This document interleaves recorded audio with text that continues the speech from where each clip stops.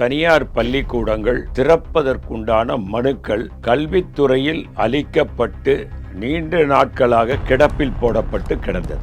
2-3 நாட்களுக்கு முன்னால் அந்த பள்ளியினுடைய அந்த ஒட்டுமொத்த தமிழ்நாட்டில் இருக்கக்கூடிய பள்ளி நிர்வாகத்துறையினுடைய செயலாளராக இருக்கக்கூடியவர் ஒரு பேட்டி கொடுக்கிறார். 1400 பள்ளிகளுக்கு எங்களுக்கு உடனடியாக அனுமதி கிடைத்து விட்டது, ஏன் இவ்வளவு நாள் நிலுவையில் இருந்தது என்று ஒரு நிருபர் கேட்கிறார். 5-7 லட்சம் ரூபாய் வரை அதை பேரம் பேசிக் கொண்டிருந்தார்கள். உடனே தேர்தல் நேரம், ஆட்சி மாற்றம் வந்தவுடன் கொடுத்து விட்டு வாங்கலாம் என்று இருந்தோம். ஆனால் பெரிய ஆச்சரியம், எங்கள் வீட்டு கதவை தட்டி அனுமதியை கொடுத்து விட்டு போய்விட்டார்கள். எஃப்க்கும் பணம் கொடுக்கணும், எம்முக்கும் பணம் கொடுக்கணும். கொடுத்தாதான் எங்களுடைய பில்டிங் கட்டக்கூடிய ஃப்ளாட்ஸு கட்டக்கூடியது இது ஆகும். நிறைய போய் அங்கே பெண்டிங்கில் இருந்தது. எஃப்னா என்னங்க எனக்கு தெரியலையே. என்ன எஃப்னா ஃபைலு. ஃபைல் யார்கிட்ட இருந்து வரும்? அதிகாரிகிட்ட இருந்து வரும். அதுக்கும் லஞ்சம் கொடுக்கணுமா? எம்முன்னா என்னங்கன்னு கேட்டேன். புதுசாக சொல்கிறாருங்க அவர். எம்முன்னா மினிஸ்டரா, மினிஸ்டருக்கும் பணம் கொடுக்கணுமா? எவ்வளோ கோடு வேர்டு பாருங்க. எம்முக்கு பணம், எஃப்க்கு பணம்னு கோடு வேர்டு வேற யாது. அவங்க 2 பேருக்கும் பணம் கொடுத்தாதான் இவங்க பில்டிங் கான்ட்ராக்ட் வந்து சேங்ஷன் ஆகுமா? நிறைய பில்டிங் போய் நிலுவையில் இருந்தது எல்லாமே அவங்க வீட்டுக்கே வந்துடுச்சிங்களா ஆர்டர், நீங்கள் பில்டிங் கட்டிக்கலான்னு. இதை உதயநிதி அவர்கள் பார்த்தார்களா இல்லையா என்பதுதான் என்னுடைய கேள்வி. சேவைத்துறைன்னு சொல்றீங்க, ஆனா நீங்க சேவைத்துறை மாதிரி அதை நடத்தல. உங்களுக்கு சேவகம் செய்யும் துறையாக நீங்கள் மாற்றிக்கொண்டீர்கள். நீங்கள் அதில் அடித்த கொள்ளைக்கு அளவே இல்லை. அதுல ஒரு நேர்மையான ஒரு அதிகாரி ராதாகிருஷ்ணன் IAS இருக்கிறார். அவர் இருக்கும்போதே இது நடந்திருக்குங்க. இந்த 45 நாட்களில் நம்முடைய எதிர்கட்சி தலைவர் அசெம்பிளிக்கு வந்ததை தவிர மற்ற நேரங்களில் அவர் தூங்கிக் கொண்டிருந்தார் என்றுதான் நான் நினைக்கிறேன்.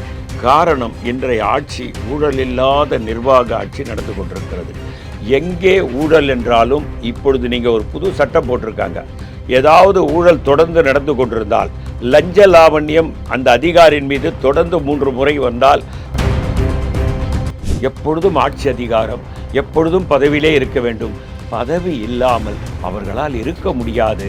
அந்த இடத்தில் போய் இப்பொழுது மரியாதைக்குரிய ஜோசப் விஜய் அமர்ந்திருப்பதை பார்த்து அவர்கள் பொறாமைப்படுகிறார்கள் என்று சொல்ல மாட்டேன். வயிற்றெரிச்சலில் இதை பேசிக் கொண்டிருக்கிறார்கள்.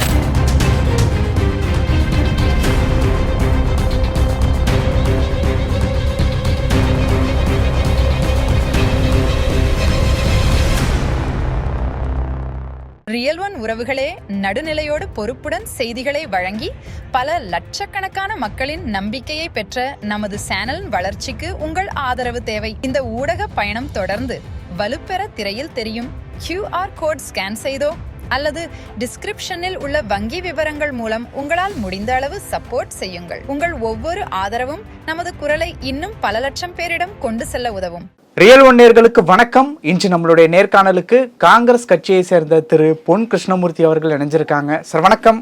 வணக்கம் சார். ரொம்ப ஒரு காரசாரமான விவாதம் சட்டமன்றத்தில் போயிட்டு இருக்கு. எதிர்கட்சி தலைவர் திரு உதயநிதி அவர்கள் இந்த 45 நாட்களில் ஒரு சாதனை கூட நாங்கள் பார்க்கல, எங்கள் காதில் கேட்கல அப்படிங்கிற மாதிரி ஒரு விஷயம் சொல்லியிருக்காங்க. ரெண்டாவது விஷயம், சட்டம் ஒழுங்கு ரொம்ப சீர்குலைந்துக்கிட்டு இருக்கு. முதல்வர் கையில் இருக்கக்கூடிய உள்ளாட்சி துறையில் இருக்கக்கூடியது தான் சட்டத்துறையும், அதில் கவனம் செலுத்தணும் அப்படிங்கிற மாதிரி நிறைய விமர்சனம் முன் வச்சுருக்காங்க. தேசிய கீதம் பாடப்பட்டது தொடர்பாக ஃபஸ்ட்டு இதுலேருந்து ஸ்டார்ட் பண்ணுவோம். இந்த 45 நாளில் எந்த சாதனையும் நடக்கலை அப்படின்னு சொன்னது எப்படி பார்க்குறீங்க சார்? இந்த பள்ளிக்கூடங்கள், தனியார் பள்ளிக்கூடங்கள் திறப்பதற்குண்டான மனுக்கள் கல்வித்துறையில் அளிக்கப்பட்டு நீண்ட நாட்களாக கிடப்பில் போடப்பட்டு கிடந்தது. 2-3 நாட்களுக்கு முன்னால் அந்த பள்ளியினுடைய அந்த ஒட்டுமொத்த தமிழ்நாட்டில் இருக்கக்கூடிய பள்ளி நிர்வாகத்துறையினுடைய செயலாளராக இருக்கக்கூடியவர் ஒரு பேட்டி கொடுக்கிறார். 1400 பள்ளிகளுக்கு எங்களுக்கு உடனடியாக அனுமதி கிடைத்து விட்டது, ஏன் இவ்வளவு நாள் நிலுவையில் இருந்தது என்று ஒரு நிருபர் கேட்கிறார். 5 to 7 லட்சம் ரூபாய் வரை அதை பேரம் பேசிக் கொண்டிருந்தார்கள். உடனே தேர்தல் நேரம், ஆட்சி மாற்றம் வந்தவுடன் கொடுத்து விட்டு வாங்கலாம் என்று இருந்தோம். ஆனால் பெரிய ஆச்சரியம், எங்கள் வீட்டு கதவை தட்டி அனுமதியை கொடுத்து விட்டு போய்விட்டார்கள். 1 ரூபாய் செலவு பண்ணவில்லை என்று சொன்னார். இதை உதயநிதி அவர்கள் பார்த்தார்களா இல்லையா என்பதுதான் என்னுடைய கேள்வி. இதைவிட ஒரு சாதனை எதுவும் சொல்ல முடியாது. அடுத்தது இன்னொன்று சொல்கிறேன். இந்த பில்டர்ஸ் இருக்காங்கல்ல, ஃப்ளாட்ஸு கட்டுறாங்களே, அவங்களுக்கு நிறைய நிலுவையில் இருக்குது. வரும்பொழுது தான் ஒரு பில்டர்கிட்ட பேசிட்டு வந்தேன். அவர் சொன்னார், எஃப்க்கும் பணம் கொடுக்கணும், எம்முக்கும் பணம் கொடுக்கணும். கொடுத்தாதான் எங்களுடைய பில்டிங் கட்டக்கூடிய ஃப்ளாட்ஸு கட்டக்கூடியது இது ஆகும். நிறைய போய் அங்கே பெண்டிங்கில் இருந்தது. எஃப்னா என்னங்க எனக்கு தெரியலையே. என்ன எஃப்னா ஃபைலு. ஃபைல் யார்கிட்டேருந்து வரும்? அதிகாரிகிட்டேருந்து வரும். அதுக்கும் லஞ்சம் கொடுக்கணுமா? எம்முனா என்னங்கன்னு கேட்டேன். புதுசாக சொல்கிறாருங்க அவர். எம்முனா மினிஸ்டருக்கும் பணம் கொடுக்கணுமா? எவ்வளோ கோடு வேர்டு பாருங்க. எம்முக்கு பணம், எஃப்க்கு பணம்னு கோடு வேர்டு வேற யாது. அவங்க 2 பேருக்கும் பணம் கொடுத்தாதான் இவங்க பில்டிங் கான்ட்ராக்ட் வந்து சேங்ஷன் ஆகுமா? நிறைய பில்டிங் போய் நிலுவையில் இருந்தது எல்லாமே அவங்க வீட்டுக்கே வந்துடுச்சிங்களா ஆர்டரு, நீங்கள் பில்டிங் கட்டிக்கலான்னு. அந்த பில்டர் காலையில் எங்கிட்ட சொல்கிறாரு, நான் அதற்காக கோடிக்கணக்கில் செலவு செய்ய வேண்டியது வரும். இப்பொழுது நான் நிர்ணயித்த தொகையில் 10% குறைத்து அந்த பிளாட்டுகளை பொதுமக்களுக்கு அதனுடைய லாபத்தை அளிக்கப் போகிறேன் என்று சொன்னார். மரியாதைக்குரிய எதிர்க்கட்சி தலைவர், என் அன்பு சகோதரர் உதயநிதி அவர்களே, இதையாவது பார்த்தீங்களா? இதையாவது கேள்விப்பட்டீங்களா? சார், இது டிவியில் பில்டர்ஸு சொல்கிறது பார்க்கலை கேட்கலை. அப்புறம் அவர் எதிர்க்கட்சி தலைவர்னு சொல்கிறாரு. அந்த கல்வித்துறையில், பள்ளி கல்வித்துறையில் இருக்கக்கூடியவங்க 1400 பள்ளியாங்க. ஒரு பள்ளி 2 பள்ளி இல்லை. எவ்வளோ பெரிய பணத்தை எதிர்பார்த்து காத்து கொண்டிருந்தவர்களுக்கு அந்த அந்த பில்டர் சொல்கிறாரு என்கிட்ட, இந்த 40 நாளில் பல நிலைகளில் நான் விசாரித்த வகையில் இன்றைக்கு மின்சாரத்துறையில் ஒரு ஊழல் நடந்தது. அந்த இதெல்லாம் எடுத்துட்டாங்க. எடுத்ததை கண்டுபிடிச்சி இன்றைக்கு பல பேரை கைது செய்து கொண்டிருக்கிறார்கள்.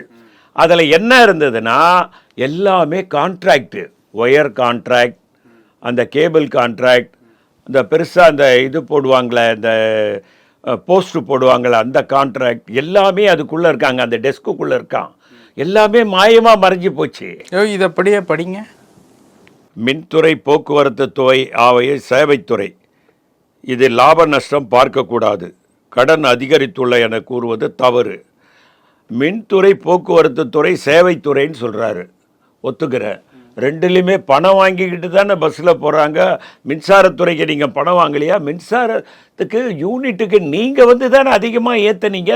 இப்போ நீங்கள் சொன்ன அந்த ஈபிக்குள்ளே தான் இது வருது. ஈபிக்குள்ளே தான் வருது. அதில் தான் சென்ற முறை அண்ணா திராவிட முன்னேற்ற கழக ஆட்சியில் யூனிட்டுக்கு வீட்டுக்கு வந்து 1.30 இருந்தது. இப்போ 2.40 ஆகியிருக்குது.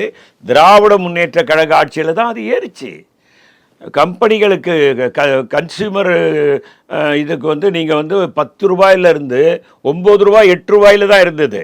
இன்றைக்கி 12, 13 வரைக்கும் நீங்கள் கொண்டு போனீங்களே, அது சேவைத்துறைன்னு சொல்கிறீங்களே. அப்போ அதில் குறைச்சிருக்கணும் இல்லை? நீங்கள் ஏன் குறைக்கலை? நீங்கள் மின்சாரத்தை அதிக விலைக்கு வாங்கினாங்கன்னு ஒரு குற்றச்சாட்டு உங்கள் மேலேயே இருக்குது, அதிமுக ஆட்சி மேலேயே இருக்குது. நீங்களும் அந்த தவறு செய்திருக்கிறீங்கல்ல. சேவைத்துறைன்னு சொல்கிறீங்க, ஆனால் நீங்கள் சேவைத்துறை மாதிரி அதை நடத்தலை. உங்களுக்கு சேவகம் செய்யும் துறையாக நீங்கள் மாற்றிக்கொண்டீர்கள். நீங்கள் அதில் அடித்த கொள்ளைக்கு அளவே இல்லை. அதில் ஒரு நேர்மையான ஒரு அதிகாரி ராதாகிருஷ்ணன் ஐஏஎஸ் இருக்கிறார். அவர் இருக்கும்போதே இது நடந்திருக்குங்க. ஒரு நேர்மையான அதிகாரி. அவர் யாருன்னு கேட்டிங்கன்னா, முன்னாள் ஜனாதிபதி வெங்கட்ராமனுடைய பேரன் அவர். அப்படி நேர்மையான அதிகாரி இருக்கும்போது டெஸ்க்கு காணோம். அப்போ நீங்கள் ஒரு மோசமான அதிகாரி இருந்தால் இன்னும் எவ்வளோ பெரிய அநியாயங்கள், கொள்ளைகள் நடக்கும். பல அதிகாரிகள் மாற்றப்பட்டாங்கங்க. மின்துறை அதிகாரி மட்டும் ராதாகிருஷ்ணன் மாற்றப்படவில்லை என்றால் என்ன காரணம்? நேர்மையாக பணியாற்றி இருக்கிறார் என்பது தான் காரணம். ஆகவே இவர்கள் சேவைத்துறை என்பது என்று சொல்கிறது அத்தனையும் பொய்யான தகவல். இவர்கள் அதை தங்களுக்கு வேண்டிய சேவைத்துறையாக மாற்றிக்கொண்டு அதில் கொள்ளை லாபம் பார்த்தார்கள்.